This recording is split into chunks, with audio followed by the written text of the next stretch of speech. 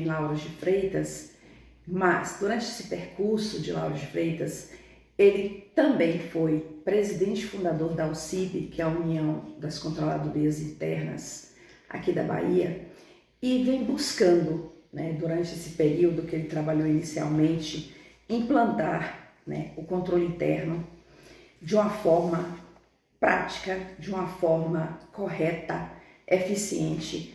E nisso que me chamou a atenção mais uma vez para nosso convidado, porque nosso objetivo hoje, na síntese, é simplificar a gestão, demonstrar para vocês como é importante você trabalhar com qualidade, sabendo o que você realmente está fazendo. Então, para isso, nós vamos ter o prazer de receber um advogado, certo? Um professor também, Dr. Quívio Dias. Eu queria ler um pouquinho assim, porque eu estava observando quanto de conhecimento ele tem e que ele veio buscando trabalhar na gestão pública. Ele é pós-graduado na gestão pública, ele trabalhou também no governo do estado da Bahia e vem assim, desde 2005 que eu tenho acompanhado, evoluindo muito nesta área. E hoje ele vem trabalhando junto com a SEI, que a gente vai falar mais tarde sobre isso, que é um sistema praticamente que a gente vai colocar tudo, acabar papel zero. Não sei se ele vai gostar dessa terminologia, mas isso aí a gente vai ver tudo com ele a seguir. Vamos falar um pouquinho com ele, receber essa ilustre pessoa, esse ilustre advogado, Dr. Quívio. Agora cumprimento. Bom, Quívio. Ótimo, que maravilha estar aqui. Obrigada mesmo. Doutor Quívio, vamos começar ou vamos falar um pouquinho? Vamos dar um bom dia ao pessoal, boa tarde? Acho que é importante, né? É importante? Primeiro, Fala um pouquinho. eu queria dizer para vocês que é um prazer muito grande estar aqui hoje com você, Celine, aqui na Síntese. Você que eu tive a oportunidade de conhecer na Prefeitura de Lauro de Freitas em 2005 e é uma das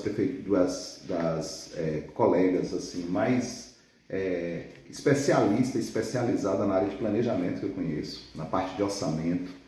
É alguém que eu tive a oportunidade de conhecer com muito profissionalismo, com muita excelência, um trabalho sempre muito responsável e com uma preocupação muito grande, sobretudo no avanço dos municípios nesta matéria que é tão cara, né? Planejar na gestão pública é algo extremamente importante e caro. Então, para mim é uma honra estar aqui com você, poder compartilhar com você desse momento e sempre uma alegria poder colaborar e participar dos projetos da Síntese. Obrigada. Ô Quívio, você sabe como você falou planejamento, né? Eu já vou começar com planejamento. Não poderia ser diferente, né? E você, quando a gente conversou convidando, eu criei no Instagram essa questão, simplificando a gestão. É um objetivo depois de tanto tempo, né? E hoje com mais tempo um pouquinho, para estar buscando multiplicar conhecimento, levar para os jovens hoje nessa área da gestão pública, um pouquinho do que eu aprendi. E como você disse há pouco, quando a gente fala de orçamento, já se lembra só dessas peças orçamentárias. E a gente observa que não só essas peças orçamentárias. Planejar é tudo, né? Uhum. Planejar é licitação, planejar é controle interno, planejar é um pouquinho de cada coisa.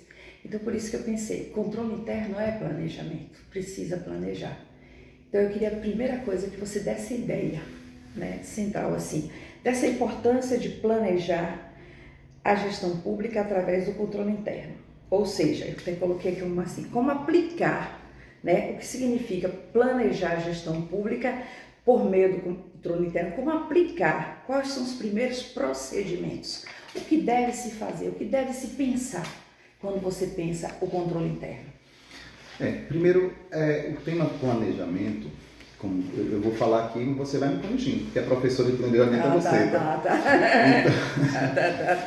Eu penso que é o seguinte, a administração pública hoje enfrenta um grande desafio.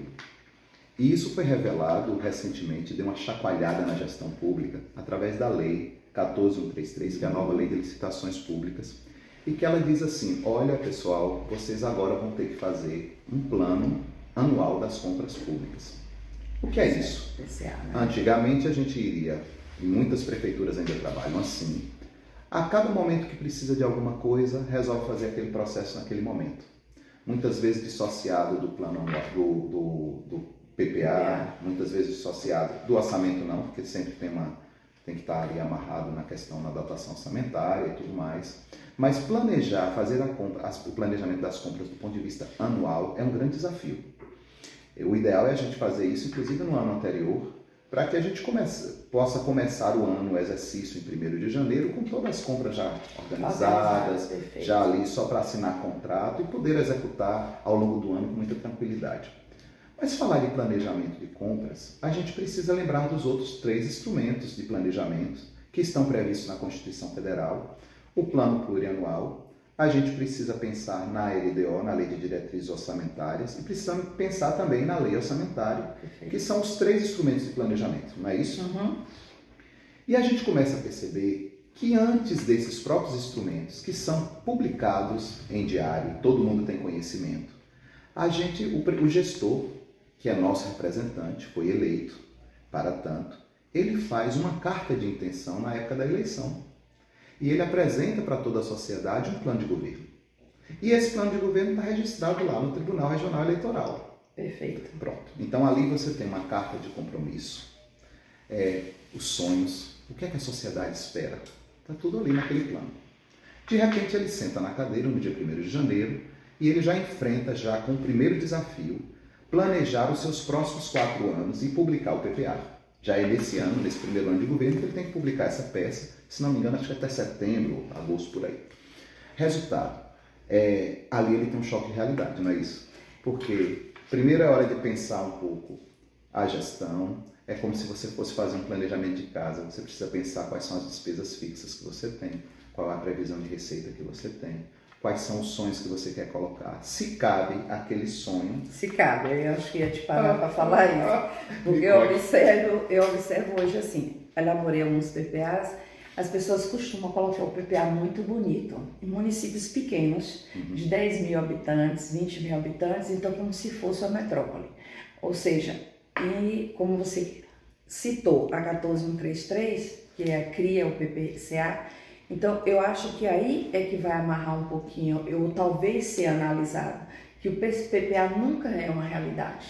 Você já observou isso? Pois é. Ou seja, a era do PPA fake acabou. Ou vai acabar em pouco tempo. É isso. Por quê? Você precisa realmente, esses instrumentos vão estar casados, correto? Perfeito. O PPA vai estar casado com o plano anual de compras. Então, e o plano anual de compras, eu diria assim, é a realidade nua e crua. É o que eu posso de fato executar com o dinheiro que eu tenho disponível. Então, o plano plurianual que enfeita, que doura a pílula, aquele instrumento que era, vamos dizer assim, apenas para fazer de conta, muitas vezes, para apresentar para um tribunal de contas, o cola-copia, não vai funcionar mais. Então é chegado o momento, de fato, das equipes sentarem e planejarem de fato o que querem fazer. E aí eu fico pensando assim, Selene, se a gente fosse planejar a nossa casa, o nosso orçamento, as nossas despesas, como é que a gente faz? Primeira coisa que a gente faz bom, eu tenho uma receita, uma previsão de receita, minha, de meu esposo, de minha companheira, meu companheiro, por aí vai, está aqui, pré-estabelecido. Eu tenho que ver quais são minhas despesas fixas, não é isso? Escola de menino, é a questão, por exemplo, de condomínio, é a questão, por exemplo, de luz, de água, etc., que são fixas. E eu tenho aquelas despesas variáveis, que a gente tem que estar prevendo sobre elas, então preciso lembrar que posso ter que fazer uma reforma do meu banheiro, ou preciso fazer uma determinada ação, uma troca de um carro, eu tenho que planejar isso. E tem aquele sonho, por exemplo, aquela viagem que eu quero fazer, ou aquela compra que eu quero fazer de uma fazenda nova, ou quero comprar uma casa de praia, que é o grande investimento que eu vou fazer da minha vida. Exatamente. O orçamento da prefeitura é a mesma coisa. Então, aquele planejamento que foi feito na campanha, aqueles grandes sonhos de fazer um novo hospital, de fazer um novo posto de saúde, de fazer uma nova estrada, de fazer uma nova pavimentação, cabe dentro do que eu já tenho ordinário. A gente precisa fazer essa reflexão. Ou seja, eu tenho já a minha folha de pagamento da prefeitura, que me consome X%, eu tenho que analisar isso para começar a planejar.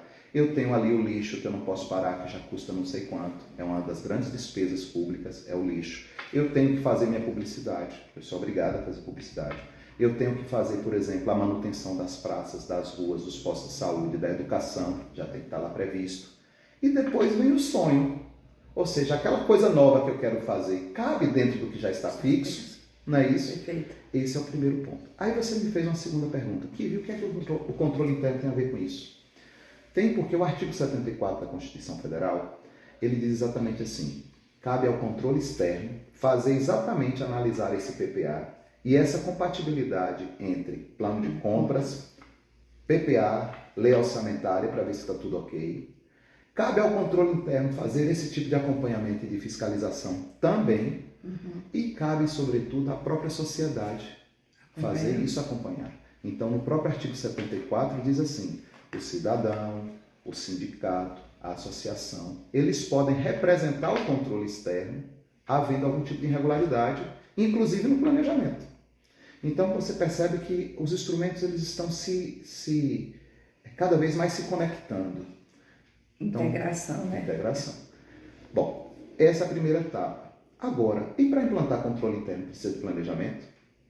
Eu acredito que sim. Esse é o nosso próximo desafio, eu acho. Eu queria pensar, discutir contigo um pouco sobre isso. Mas eu acredito que o mais importante, além do planejamento, você falou tudo, a questão é ser mais ter um diagnóstico, uma realidade, né, do município, essa verdadeira especificidade do município. Porque não adianta você fazer uns elefantes brancos, criar uma realidade, como eu disse, 10 mil habitantes, 5 mil habitantes, e você não conhecer o que é um município. Achar que aquela peça, colocar 1000 coisas, como eu vejo, que não é a realidade do município. Eu acho que o grande desafio, sabe qual é, no meu ponto de vista? Eu vejo isso também. É a parte, por exemplo, do fixo, da manutenção. É, Por exemplo, tá se a gente funcionando. fosse entrar numa gestão hoje, será que o prefeito sabe quantas ruas tem na cidade? Não Será que tem o prefeito não sabe tem esse quantos acompanhamento. postos, quantas Não existe. escolas, quantos são os servidores efetivos? Não que se já são trabalha, não fixos? se monitora, não tem indicadores, não tem essa questão de quantas metas, o que atingiu, quantos quilômetros foram feitos.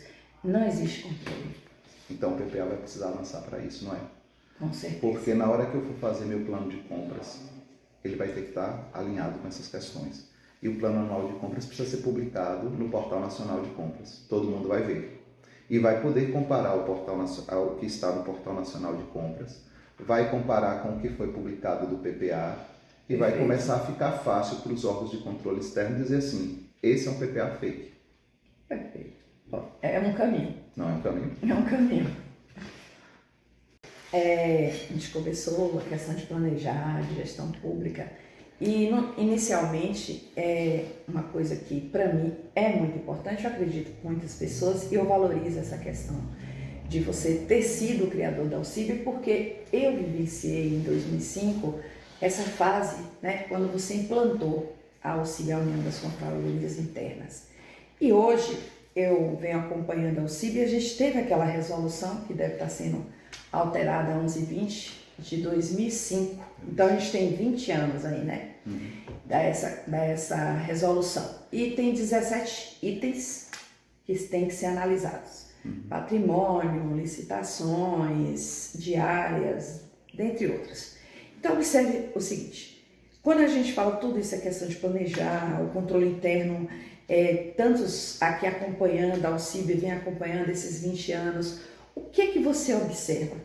E observando também a lei, que eu quero que seja a resolução, que eu me lembro que tem os passos da resolução concomitiva, né? Como é que implanta. Você vai falar, você está me entendendo um pouquinho. Eu só queria que você me dissesse hoje um diagnóstico, como é que está sendo essa ferramenta, se tem acompanhado, essa Alcib tem acompanhado, como é que esses 417 municípios hoje da Bahia, prefeituras e câmaras, qual é esse retorno? Como é que tem sido? Você tem acompanhado isso?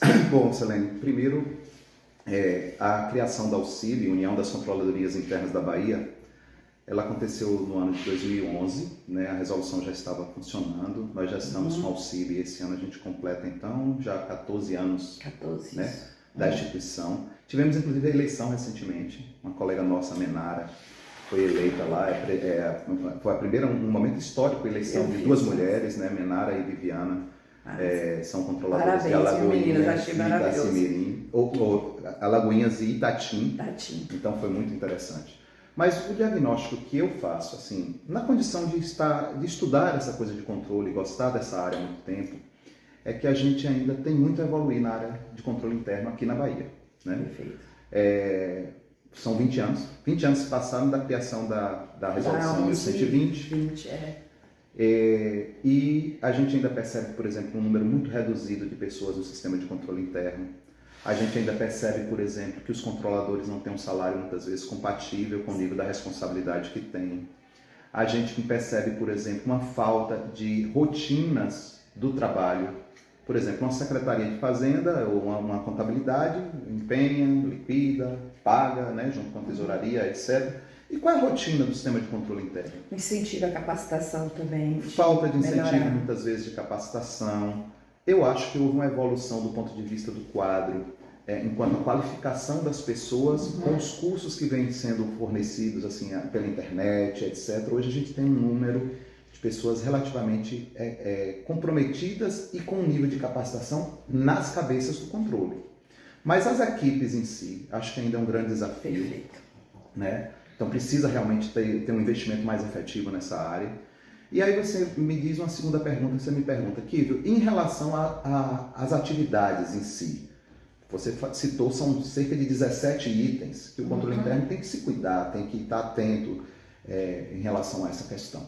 E eu diria para você, a gente foca muito em 2, 3, 4 itens e muitas vezes deixa, na maioria dos municípios, outros itens que não são observados. Por exemplo, tem um foco muitas vezes em licitações, muitas vezes tem um foco em processos de pagamento, mas a gente muitas vezes não está atento à questão do PPA, que nós falamos logo um pouco mais anteriormente. Não estamos atentos à questão do orçamento, não estamos muito atentos, por exemplo, à questão de controle de almoxarifado, de patrimônio, de veículos, de diária, de combustível, ou seja, eu não sei se porque não tem estrutura, ou muitas vezes também por falta de qualificação, de conhecimento sobre os temas. Então eu acho que esse é um grande desafio. O sistema de controle, para a implantação e para estruturar as rotinas, também não é coisa para amador. Precisa ter um planejamento das ações que você pretende realizar no teu município. A primeira coisa é fazer um diagnóstico do teu sistema de controle. Quando a gente implantou o case lá em Lauro de Freitas, começamos em 2005 essa atividade, a primeira coisa que a gente fez foi pegar todas as notificações do ano anterior e tabular os principais problemas. Fizemos uma tabelona no Excel enorme, gigante, por itens. Por exemplo, em licitações, aí pegamos licitação por licitação que foi notificada e quais foram os itens que foram objeto de notificação. Então, por exemplo, essa licitação letra A, número A, ela faltou, por exemplo, parecer jurídico. Aí nós anotamos. No final, a gente teve lá uma lista dos problemas de licitação. 10 tiveram por falta de parecer jurídico. 50 faltou cotação. Não sei quantos faltaram isso. A partir dali, a gente teve um diagnóstico de quais eram os principais problemas. Bom, ao selecionar os principais problemas, listamos os 10 top. Ou seja, quais são os principais pontos a atacar. Perfeito. Porque a gente tem perna para atacar tudo? Não. Esse é o primeiro conceito, planejamento. A segunda questão, que eu acho que é fundamental, e você citou um pouco, isso um papo que a gente teve em outra oportunidade, você falando sobre a questão do sistema de controle. Exatamente. O sistema de controle interno, o nome, não é controladoria. A gente não acha na Constituição o nome controladoria. Já percebeu isso? Já. Lá fala em sistema de controle. Fala assim, mas gente, o que é sistema de controle? Eu gostei muito quando você falou isso, é um bate-papo informal que eu gravei muito isso. Essa forma que você analisou. Porque sistema, a gente fala sistema no corpo humano. A gente é formado de vários sistemas. Não é verdade? É verdade. Imaginemos que fôssemos uma prefeitura, que o nosso corpo humano fosse uma prefeitura. Perfeito. Então você percebe, você tem um sistema respiratório, você tem sistema digestivo. Lá na prefeitura tem um sistema de licitação, composto de vários órgãos, né? Que participa para que uma licitação aconteça, vários órgãos, o processo passa por vários órgãos. Ali a gente tem um sistema de pagamento, para um processo de pagamento ser efetivo e chegar a concluir com ética, com perfeição, pagando de fato o que foi contratado, tem que seguir uma série de órgãos. Então imagine a gente, o nosso corpo humano como sistema.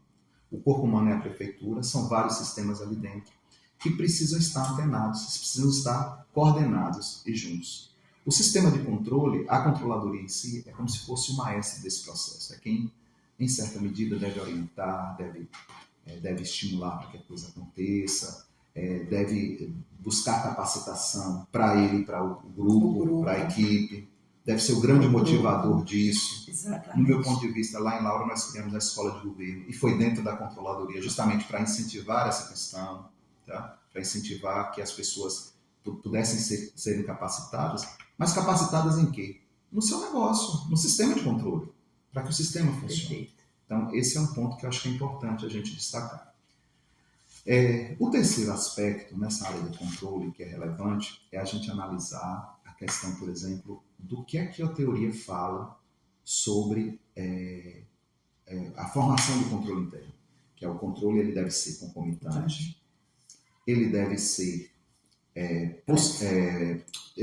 preventivo, concomitante e posterior.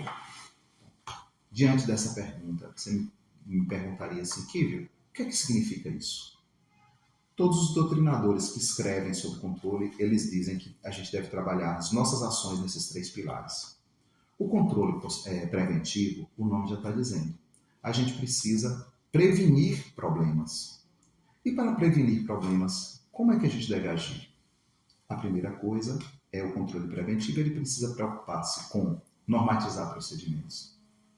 Ele precisa preocupar-se com capacitar e ele precisa se preocupar com transparência. Kívio, o que a gente está conversando, falando a questão de sistema, essa questão que você já falou do diagnóstico, tudo isso, mas hoje, necessariamente, o que é necessário hoje para implantar o controle interno? Mas eu queria fazer uma ressalva. Existe muito a questão que a gente trabalha muito tentando analisar processos. Essa questão de analisar processos. Isso eu acho que controle interno não é analisar processo.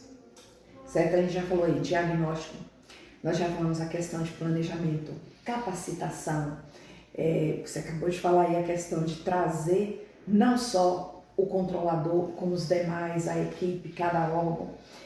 Eu bem observo que antes, eu não vejo isso nos municípios não, tá? Mas nos municípios deveria ter o quê? Dentro do controle interno você teria um setor da questão da contabilidade, tem um setor que o pessoal que analisa o processo, tem um setor de normas e procedimentos, bem assim no município maior. Você não consegue ter isso no município pequeno. Então fica muito município pequeno na análise de processo, né? Tipo, vamos fazer aqui analisar o processo, você deve fazer isso, ver isso, ou acompanhar a obra lá, ver se está sendo feito, lá você veja se está acontecendo isso. Mas não é bem isso só o controle interno. Então... Esse é um desafio. A primeira coisa que a gente precisa observar no controle, quando eu falei da questão da lógica do sistema de controle, é que cada setor na prefeitura tem uma função e quem mais quer que o ato administrativo esteja correto é aquele setor. Você concorda comigo? Por exemplo, quando você atuou como diretor do departamento de orçamento, se você faz uma coisa equivocada no departamento de orçamento, não vai ter repercussão depois na administração pública? Certeza. Pronto. Se você participa de um setor de compras da prefeitura, precisa fazer as cotações. Se aquelas cotações elas não forem adequadas, não vai ter impacto depois no processo licitatório. E isso pode, inclusive, você amanhã ser responsabilizado. Perfeito. Então, ok. Esses órgãos pertencem ao sistema de controle? Pertence ao sistema de controle. Está de certa forma ligado. Então, ligado. o grande pulo do gato, como a gente costuma dizer, eu diria assim, o grande avanço é conceber a lógica de sistema e naqueles municípios onde tem pouca gente, porque o controle interno não precisa estar no controle interno. Perfeito. Agora, essas pessoas precisam, então, serem capacitadas dentro da sua esfera de atuação, elas precisam ter, dentro da sua equipe ali de compras, normalmente na compras tem 2, 3 pessoas, fiscalizar o trabalho do outro, pelo menos fazer uma verificação antes daquele produto sair do setor. Então, se Kívio fez as cotações, não seria legal se Selene, antes de sair, Selene pudesse fazer uma avaliação, até uma checklist desse processo? Perfeito. Pronto. Okay. Precisaria necessariamente ter todas as funções dentro do controle interno, da controladoria? Não precisaria. Onde é que a controladoria entra? Ela pode entrar de 2 formas. Ela pode analisar o processo em si, todos os processos, que é o que muitos municípios estão tentando fazer, e eu acho que é um enxugar de gelo, ou pode fazer isso por amostragem. Mas ela, por controle, deve gastar energia, deve gastar, eu diria assim, tempo naquilo que for de fato o fato mais frágil para a administração pública. E essa fragilidade foi identificada onde? No diagnóstico. Perfeito? Esse é um ponto. Mas o que é mais importante desse sentido que você citou? Para a implantação do controle, a gente não pode perder de vista qual é a base teórica disso. Todas as pessoas que escrevem sobre controle dizem assim, o controle ele tem que ser preventivo, ele tem que ser concomitante e ele tem que ser posterior.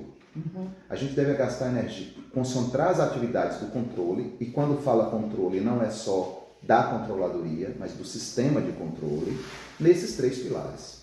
Aí você me pergunta, Kívio, o que é o controle preventivo? O controle preventivo é você normatizar procedimentos.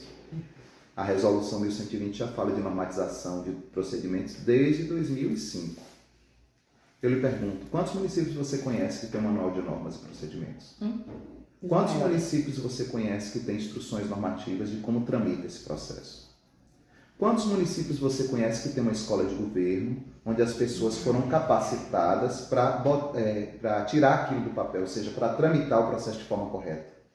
No PPA dos municípios tem alguns que colocam, mas não está acontecendo. Não está acontecendo. Então, o primeiro pilar do controle preventivo é a normatização. Essa normatização tem que ser feita como, Kívio?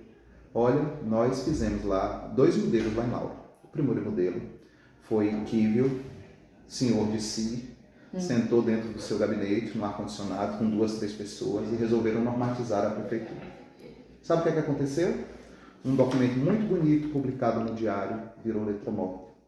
Porque eu não articulei com o Celene, que estava no departamento de orçamento, eu não articulei com a pessoa que estava no setor de compras, eu não tratei com o pessoal da contabilidade.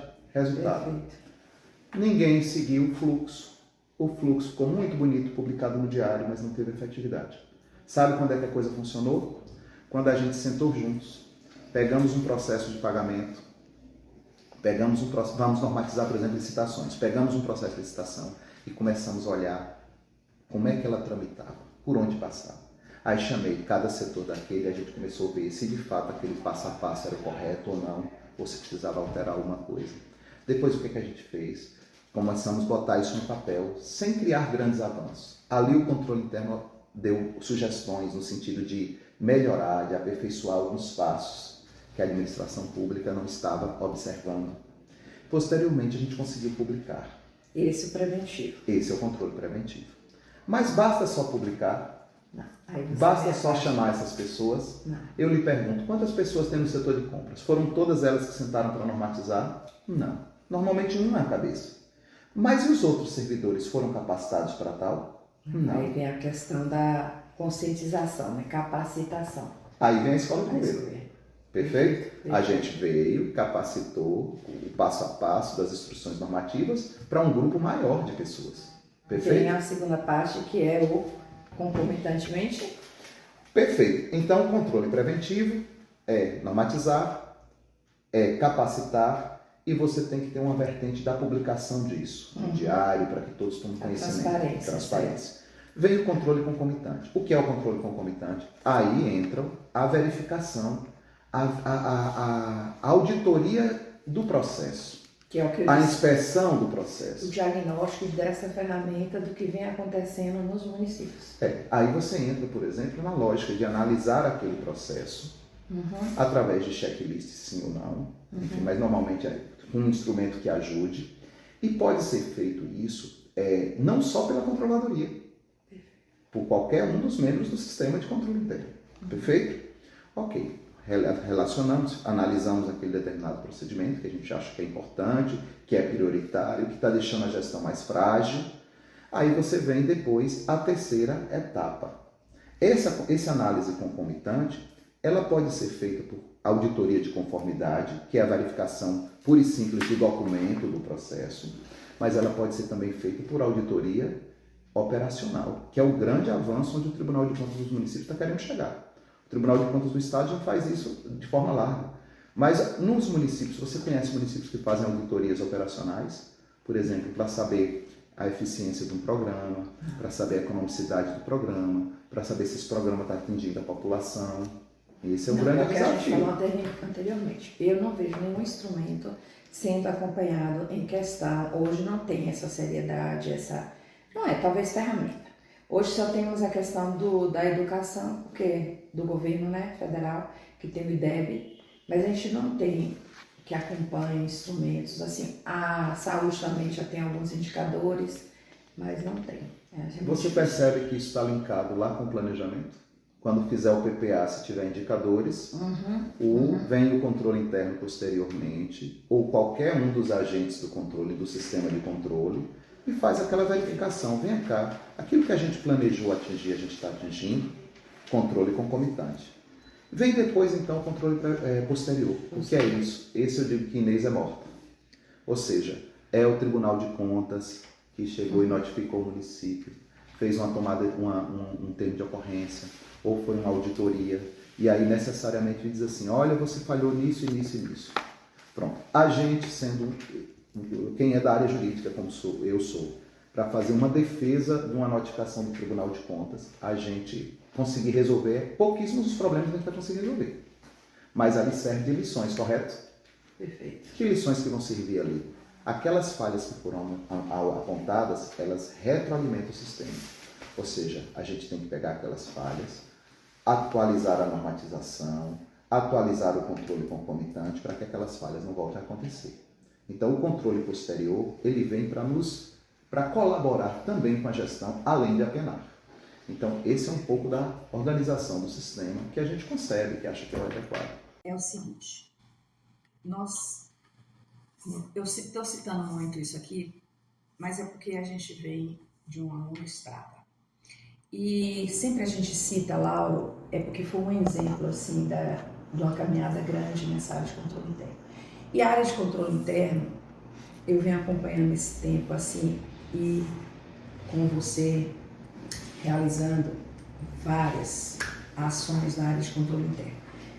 Uma das principais que eu já falei aqui anteriormente, a questão de 2011, mais ou menos, que você disse que o CIB para cá, mas antes disso, como temos a lei 2005, eu sei que eu não sei o tempo certo, mas a gente tentou colocar ali, você tentou colocar papel zero, você tentou iniciar em Lauro essa questão de não ter, a gente já estava chegando naquele ponto de ser tudo pelo sistema, né? E hoje você volta, né? Agora, novos tempos, vamos considerar assim. E nesses novos tempos, que é o tempo que eu quero encaixar com o que eu tenho esse objetivo hoje, simplificando a gestão, que é o tempo que você está com o sistema do Estado, que é o SEI, né? Queria que você explicasse um pouco. E que esse sistema, como é que encaixa hoje nesse novo tempo seu? Hoje você tem uma empresa prática, né? Prática na parte de prática e capacitação na gestão pública, que é e você hoje também continua palestrando, professor nessa área de controle interno, legislativo, a gente está em parceria nesses cursos, né, que você vem ministrando com a síntese, então também na área de controle interno, na área do legislativo. Então, hoje, você tem uma bagagem grande em gestão pública, e hoje nessa parceria também com a SEI, e você já tem alguns municípios, e a gente conversou anteriormente que hoje já tem, desses 417 municípios, a SEI já tem alguns municípios que ela já tem esse sistema.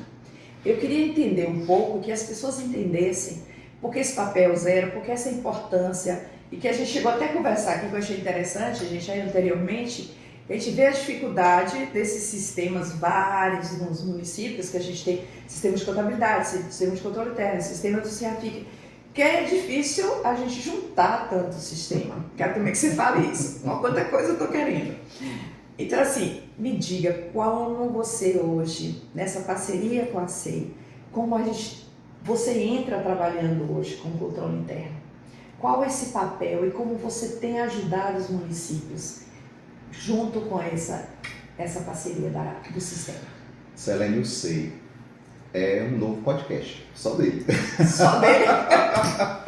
Poxa! Mas eu queria te dizer, primeiro então, vamos tentar resolver. Então, você assim, como você aconselharia aos gestores e controladores nesse novo quadriênio que a gente ainda tem, é o triênio, né, 2016, 27, 28, assim, para essa oportunidade, né, para a gente estar Eu acho que a primeira coisa que a gente precisa observar é o seguinte: a sociedade ela está cada vez mais exigente e o tempo talvez seja o bem mais precioso que nós temos.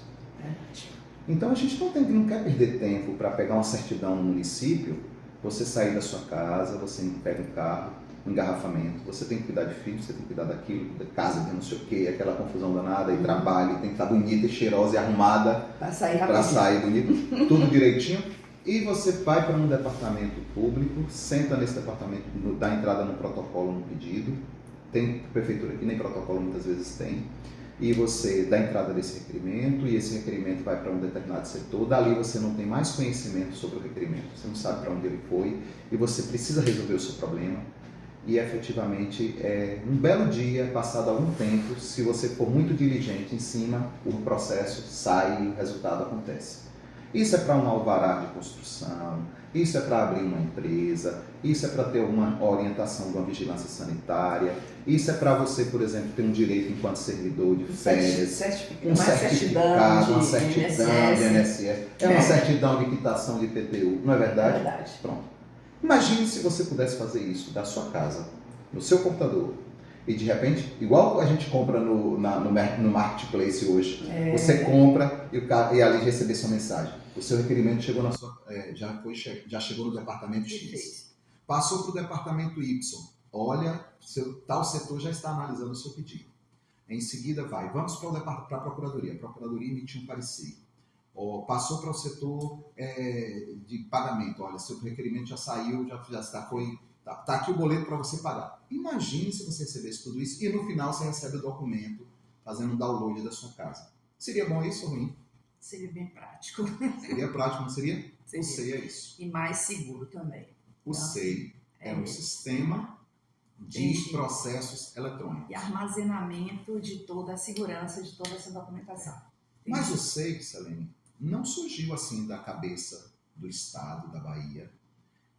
Primeiro, ele é um sistema, é um software, faz parte de um programa nacional pensado pelo governo federal de transferir esses processos hoje, que são físicos, processos administrativos que são físicos, eles migrarem para um processo eletrônico. Esse é o desafio, ok? Ao invés da gente estar tendo aquele trabalho todo de fazer um mundaréu de documentos, que os processos administrativos, aquela quantidade de documentos, etc., e aquela burocracia toda, ele tramitar todo de forma eletrônica, nascer eletrônico e morrer eletrônico. Perfeito. Nós temos hoje as assinaturas digitais. O prefeito não precisa mais estar na sede da prefeitura, pode estar em Brasília, pode assinar um documento. Não precisa ficar esperando uma semana para o prefeito chegar de viagem para poder assinar aquele documento. De onde ele estiver, ele pode assinar. Imagine o procurador precisou fazer uma viagem ou o setor de licitações, alguém adoeceu, está em casa, ali mesmo você pode assinar se for uma coisa urgente, não tiver de licença. Então, imagine os ganhos em matéria de tempo e de eficiência. Tem um segundo ponto que é o seguinte: quanto é que uma prefeitura gasta para arquivar seus processos? Imagina, aluga espaço, né, muitas vezes, é uma quantidade enorme. Imagina só processos de pagamento. A prefeitura, na média, são 1.000, 2.000 processos de pagamento. Uma prefeitura mediana são uma média de 1.000 processos de pagamento por mês. Imagina isso no final do ano, a quantidade, só de pagamento. Aí você tem processo de licitação, você tem processo de férias, você tem processo de concessão de licenças. Enfim, é um mundo, é alvará, licença para funcionamento de empresas, licença ambiental, tudo isso já é um processo administrativo, correto? Imagine quanto se gasta só de armazenamento de papel. Agora imagina também quanto se gasta para levar o papel do meu setor para o teu setor. E depois para o setor dela. E que nossas unidades não funcionam concentradas num lugar só.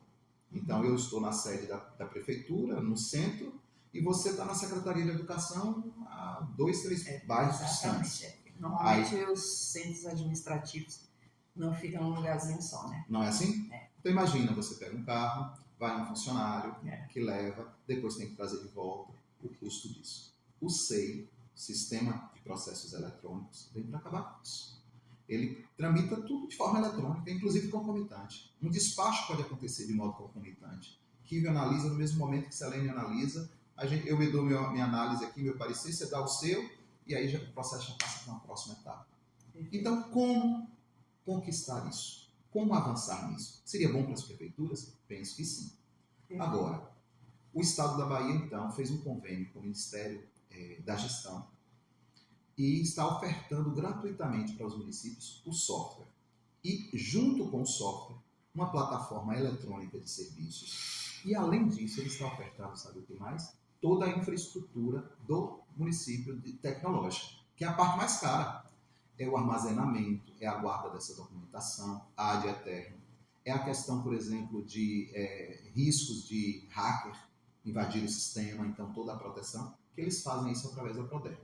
Perfeito. Beleza? Ok. Oferece gratuitamente. Ao todo, na Bahia, já são cerca de 144 municípios que implantaram, que aderiu. Aderiu, sei. Implantar, nós temos 3 municípios.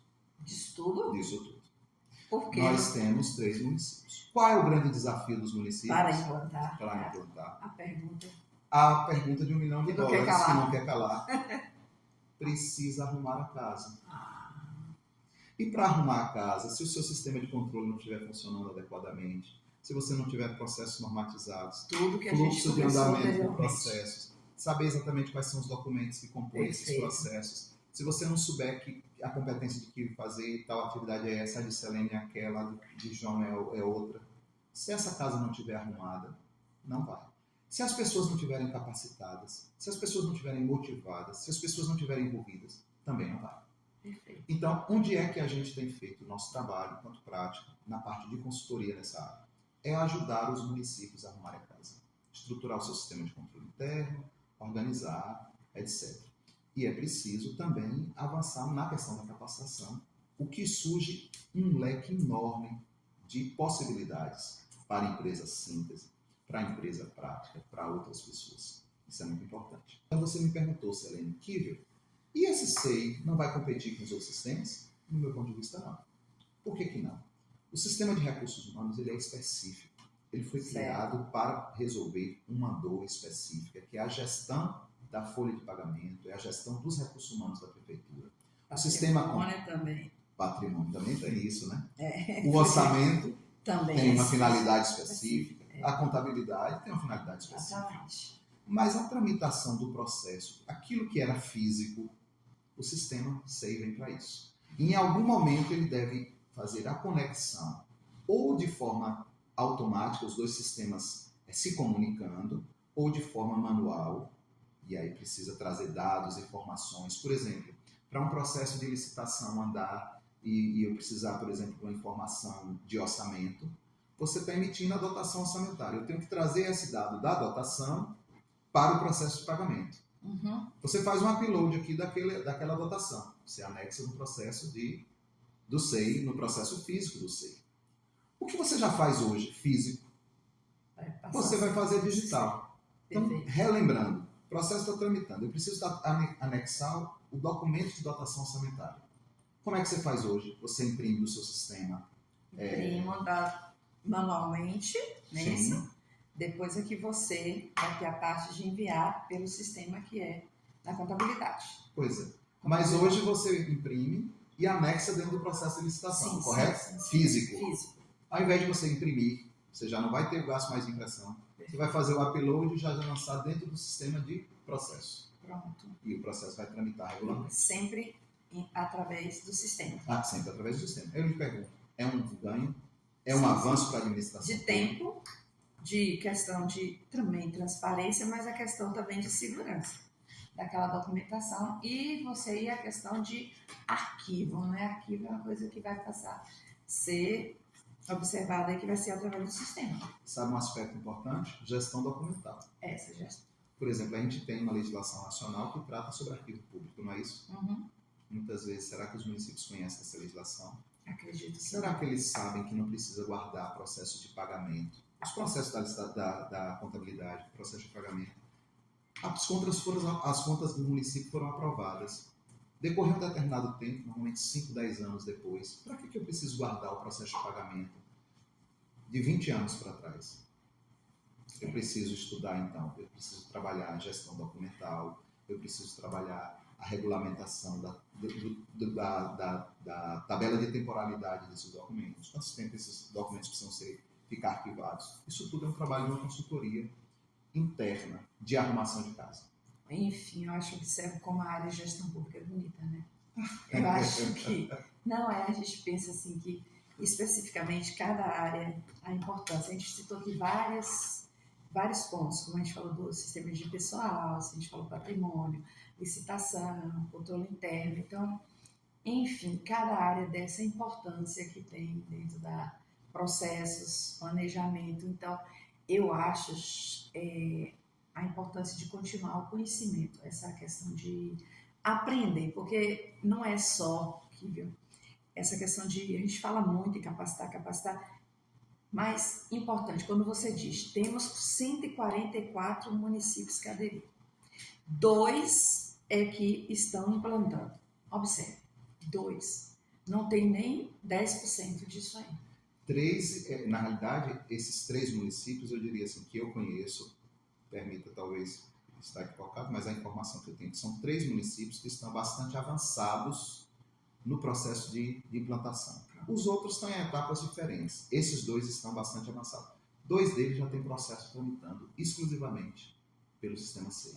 Então, o que Isso é um que grande falta? avanço. Pronto. Então, o que é que falta? Falta essa questão de estar, não é, nós estamos questão das pessoas estarem se preparando, né, e buscando para aprender através das consultorias, através do apoio das empresas, de consultoria mesmo, porque não adianta colocar, e às vezes tem essa dificuldade de simplesmente achar que já resolveu, pronto, deixou lá. Fez, mas só que você não tem pessoal, e não tem a preocupação de capacitar o pessoal, entendeu? É isso que em muitos municípios acontece. Eu sinto essa dificuldade, como a gente falou do PPA anteriormente. A mesma dificuldade que tem para fazer o PPA, elaborar um PPA, das pessoas acharem que dentro do município pode se colocar tudo sem olhar a realidade do município, é a mesma coisa que a gente conversou aqui agora. Tudo que se precisa fazer através do sistema e as pessoas acharem que simplesmente implantando um sistema já resolveu tudo. Não resolve, porque eu te digo o seguinte, vamos fazer um exemplo bem simples. O Word é um sistema. A gente usa o Word para digitar. Uhum. Se eu quiser digitar um documento com a letra tipo 16, modelo de letra Arial, justificado toda à direita, eu posso, não posso? Se você quiser colocar uma letra 12, Times, Rooms, você também faz. Fácil. É o mesmo sistema, correto? É o mesmo sistema. Mas quem está operando vai dizer como é que ele quer fazer o seu documento. Perfeito. Então, imagina uma administração pública. E se ele for avançado, que vai ser mais difícil aí. Então, aí precisa de ajuda, continua precisando. Aí eu lhe pergunto, dentro de uma administração pública, que você tem várias pessoas, uma composição da política, várias formações, se você não tiver essa casa organizada, dizendo assim, esse processo tramitará seguindo esse fluxo, os documentos que comporão esse processo são esses documentos. Esses processos ficarão arquivados no sistema por tanto tempo. Os gestores, os servidores por onde esse sistema passa, eles estão engajados para cumprir o sistema e não burlar, fazer processo físico, pulando, como é que diz, boicotando o sistema. Os servidores estarem envolvidos com a operação e conhecendo como fazer. Esse é o grande desafio da consultoria. E é o grande desafio dos municípios para a implantação. Ou seja, só receber o software, o Word, não vai resolver. Não vai resolver. Então precisa que necessariamente haja esse apoio, essa necessidade. Ao longo do tempo, eu digo que o avanço que vai trazer para a gestão pública é extraordinário. Sabe por quê, Selene? Você falou, a gestão pública é apaixonante, e eu também concordo com isso. Encanto a gestão pública. Mas porque ela tem uma finalidade principal. E qual é a grande finalidade da administração pública? Prestar serviços públicos à sociedade. Para nós, e nós somos servidores muitas vezes, somos consultores, mas nós somos sociedade. Uhum. Então eu lhe pergunto, Você está aqui agora, nós daqui a pouco vamos sair, cada um vai cuidar da sua vida, enfim. Mas a gente precisa de uma estrada que funcione, a gente precisa que uma rua esteja fluindo normalmente, que o trânsito esteja adequado, a gente precisa levar o garoto no posto de saúde, daqui a pouco precisa que o posto esteja em dias, daqui a pouco eu preciso pegar meu garoto na escola, eu preciso que a escola esteja funcionando. Perfeito. Serviços que eu, sozinho, Kívio, e nem Excelente sozinho, tenho condição de fazer. Então, o que é que nós fizemos? Delegamos isso para uma instituição, que é o Estado, da qual a gente paga por isso, porque a gente paga impostos, para nos entregar resultados. Entre os serviços públicos estão aquilo que é objeto de fiscalização, aquilo que é objeto de sanção, aquilo que é objeto de entregas, que são fornecidos por meio de processos administrativos e que a gente quer que seja rápido, que seja ágil, que tenha respostas efetivas. A gente não quer entrar na burocracia. A grande demora ou a grande queixa das pessoas, muitas vezes, também, quando busca o serviço público, é a burocracia, é a demora, é a falta de informação. Então, o sistema SEI, ele vem ajudar nesse processo, ou seja, fazer com que a gente tenha uma prestação de serviço melhor, mais eficiente, mais econômica e que, sobretudo, atenda os interesses públicos, o interesse da população. Um acompanhamento. Um acompanhamento. Que foi um grande prazer a gente esse bate-papo, porque atrás dos bastidores é muito engraçado também e foi, assim, muito importante a gente estar aqui conversando, né? Eu fico feliz de você ter aceitado para a gente conversar, porque esse momento, assim, de criar, né? Estou chamando de podcast, mas é simplificando a gestão, foi esse o objetivo que eu tenho de levar as pessoas com leveza, demonstrar a eles, assim, como é fácil, eu sou apaixonante, como eu disse, mas como é fácil aprender na gestão pública, não é difícil a área que você escolher, e uma intercala na outra, entendeu? Então, a área de planejamento, vocês vão ver esses dias, que agora, hoje foi isso, ligou ao controle interno, entendeu? Então, a gente vai fazendo essa liga, então, é tranquilo, basta você querer estudar, acompanhar e aprender com esse mestre, porque é um mestre, gente, com que eu aprendi muito, muito, muito, muito, muito. Tenho muito a agradecer e espero que a gente continue caminhando junto, porque eu tenho um grande respeito e admiração, muito grande, a esse senhor chamado Kívio Dias. Muito grande. Minha querida, eu é que te agradeço. Eu, assim, tenho uma alegria muito grande de poder estar aqui com você. Primeiro porque, como você, eu também sou um apaixonado pela gestão pública. E eu acho que tudo que a gente faz, a gente tem que fazer assim, com muita dedicação, com muito carinho, com muito otimismo, com a ideia de fazer mudanças. Eu costumo dizer que eu sou quase que um empreendedor da área pública. As pessoas dizem que empreender é só na área privada, mas não. Acho que a área pública precisa de pessoas assim como você, que sejam empreendedoras da área pública, que estejam preocupadas em trazer inovações, trazer modernidade, trazer mais eficiência, porque nós, cidadãos, merecemos isso. Então, para mim, foi uma alegria muito grande poder estar aqui hoje na Síntese, dialogando com você, batendo esse papo e, sobretudo, fortalecendo a nossa parceria ao longo do tempo, ao longo da vida. Nossa convivência não é de pouco tempo, nós temos quase que 20 anos de relacionamento, de amizade, de conhecimento, de divisão de problemas, de compartilhar inovações, e para mim assim, é sempre uma alegria. Sobretudo você que tem uma experiência muito grande, muito importante na área de planejamento, que eu diria assim, talvez seja uma das grandes bolas da vez da gestão pública agora, é a área de planejamento. Eu penso que sim. E a lei de licitações veio só reforçar isso. Já havia todo um arcabouço legal que tratava da matéria, né? Mas agora, com a lei de licitações, o município ele se planeja com antecedência, pois terá uma série de problemas no futuro. E aí, a Síntese, com sua expertise, vai avançar sobremaneira nessa área, e eu tenho certeza que os prefeitos que tiverem juízo, os presidentes de Câmara que tiverem juízo e que quiserem, de fato, avançar na sua gestão pública, entregando um produto de qualidade, um serviço público de qualidade, precisará do seu serviço. Nossa, está, gente, muito obrigada a todos.